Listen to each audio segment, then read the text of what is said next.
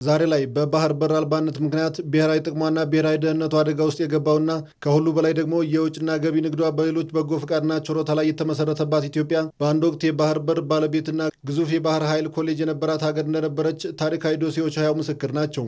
ኢትዮጵያ በተለያዩ ከዜላ የሚባለው አካባቢ የሶማሊያ አካባቢ ከነበሩት በርበራን ጨምሮ ከዛ በኋላ ደግሞ ወደ አሰብና ምጽዋ አካባቢ የባህር በርን ኢንጆይ ያደረገች በደንብ እየተጠቀመች የነበረች ሀገር ናት። ያ ብቻ አይደለም። ሌላው ቀርቶ አሁን ላይ ተቃዋሚ ሆነው የተነሱት እነ ግብጽና መሰሎች ሀገሮች የዛኔ ሀገር ሆነው ባልቆሙበት ሰዓት ኢትዮጵያ በ1950ዎች ውስጥ የባህር ኃይል ኮሌጅ አስመራ ላይ ከፍታ ከእንግሊዝ ጋር ከሌሎች ትላላቅ ሀገሮች ጋራ ልምድ የምትለዋወጥበት እርከንና ደረጃ ላይ የነበረች ሀገር ናት። ስለዚህ ይሄ የተሰበረው ለምንድን ነው? ይሄ የተሰበረው ይሄንን ሁኔታችንን ያጣ ነው መቼ ነው ብለን ስናይ በአካባቢው የነበሩ የአረብ ሀገራት በተለይ ደግሞ ግብጽ የነበረውን ከኢትዮጵያ የነበረውን የሶሻሊዝም አካሄድ ጠልተው አውሮፓዎቹና ምዕራባውያን በሚያደርጉት ጫና እሱን ተጠቅማ ግብጽና መሰሎቹ ኢትዮጵያን ፈርዘር ሄደው ይህንን የሶሻሊዝም ስርዓት መገርሰስ ብቻ ሳይሆን ከዛ አልፈው የምዕራባውያንን ጥቅም አልፈው የራሳቸውን ጥቅም ያስከበሩበት ያ ማለት ነው ኢትዮጵያን ከባህር በር ያገዱበት እንደገና አንድ የራሷን አካል የሆነን ኤርትራን የገነጠሉበት እና ተገንጣዮችን አግዘው ደግፈው እኛን ያለ ባህር ያስቀሩበት ትልቅ ታሪክ አለ። ኢትዮጵያ ታዲያ አሁን ላይ ያ ዘመናዊ ችሬ ገናና ታሪኳ ከውጭ አርፈው በማይተኙ ታሪካዊ ጠላቶቿ በተሸረበ ሴራና ተንኮል እንዲሁም ከውስጥ በበቀሉ ወጭ ሰባሪዎች አስተባባሪነት ኢትዮጵያ የባህር በር አልባ ሆና 3 አስርት ዓመታት በላይ ተቆጠሩ። በመሆኑም ኢትዮጵያውያን ከመቼውም ጊዜ በላይ ይህንን የገነገነ ፍርደ ገምድልነት ውሳኔ ለመቀልበስ በጋራ መንቀሳቀስ ይጠበቅባቸዋል። ይሄን የተማረ ይሄን የሚያውቅ ይህንን ለማጥናት በጣም ሁሉ ነገር ፊት ለፊቱ ያለ ማህበረሰብ ይህንን ለማስመለስ በሚደረግ ጉዳይ ውስጥ አለመሳተፍ ሀገርን መውደድ፣ ሀገርን ማፍቀር፣ ሀገርን አፍቃሪ ነኝ የሚለው ባዶ ነው የሚያደርገው ማለት። እርግጥ ነው ኢትዮጵያውያን ለብሔራዊ ጥቅሞቻቸው መከበር ሲሉ በጋራ ዋጋን የመክፈል የቆየ ጠንካራና በየትኛው ሚዛን ቢለካ ከቶም ቢሆን የማያሳፍር የቆየ ገናና ታሪክ አላቸው።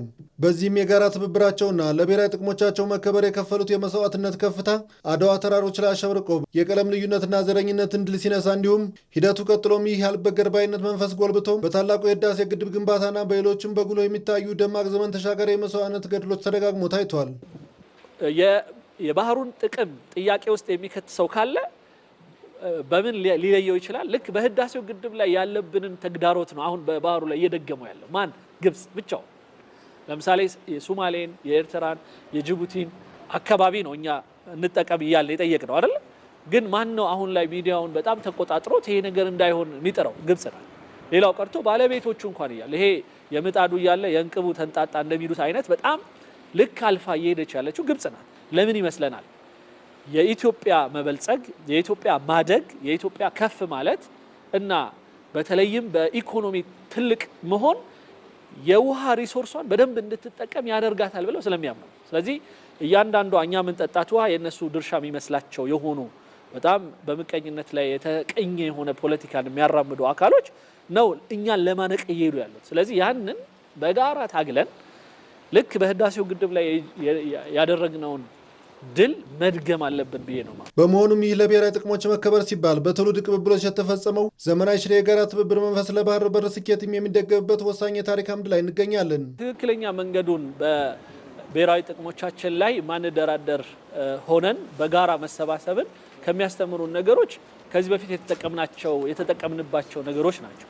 አንደኛና የመጀመሪያው የአፄ ዮሐንስ አራተኛው የናይልን ውሃ እንቆጣጠራለን ብሎ የመጣውን የግብጽ ጠላት በተለያየ ሌሎች ምዕራባውያን ታግዞ ሲመጣ የኛ ከዳንክላ አካባቢ ከአፋር አካባቢ ከጥግ ሌሎች የኢትዮጵያ ክልሎች ሁሉ ጭምር ተሰባስቦ በሐሳብ በሃይማኖት በሌላ ምክንያቶች በሱልጣኔት ምናምን ወይም የተለያዩ ንግስናዎች ፈጥሮ የሚዋጋ የነበረው ማህበረሰብ ነው አይ ይሄ መጣብን የባሰ ነው ብሎ ተሰባስቦ የኛን ችግር የኛን ጉዳይ በውስጥ በሌላ ጊዜ እንፈተዋለን በይደር አስቀምጦ ሄዶ የተዋጋው እንደዚህ አይነት ምሳሌዎች አሉ። አሁን ሊጋባው በየነ የሚባል ሰው በዛ ጊዜ የነበሩት ንጉስ አስረውት ነበር ወይም እሳቸውን አፈንግጦ ወጥቶ ሽፍታ ሆኖ ነበር ይባላል።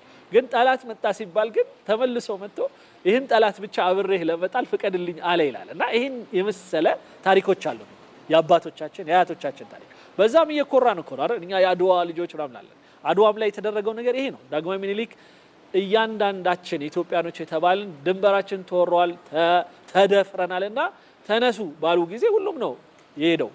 ስለዚህ አሁንም በህዳሴው ግድብም ያንኑ ነው የደገምነው። ሀገር የትውልድ ቅብብሎች የግንባታ ድምር ውጤት ናት። የትላንት ኢትዮጵያን በደምና አጥንታቸው ኢትዮጵያ የተሰኘችውን የነጻነትና ያልበገርባይነት ተምሳሌቷን ሀገር አቆይተዋል።